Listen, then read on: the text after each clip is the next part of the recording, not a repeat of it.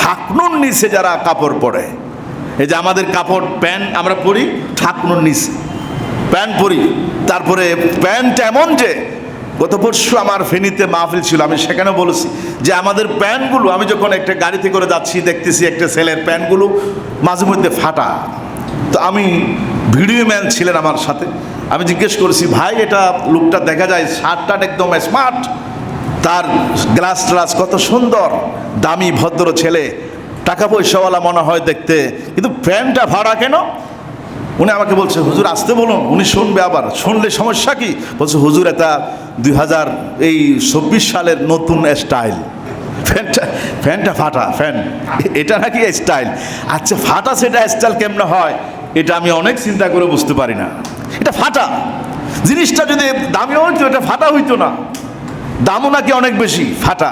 এটা স্টাইল হয়, স্টাইল কেমনে হয়? আর বাম হাত আবুল বিড়ি খায়, ডান হাতেও খায় না। বলছে কেন? এটা বলছে নতুন স্টাইল, বাম হাতে খাওয়া নাকি নতুন স্টাইল।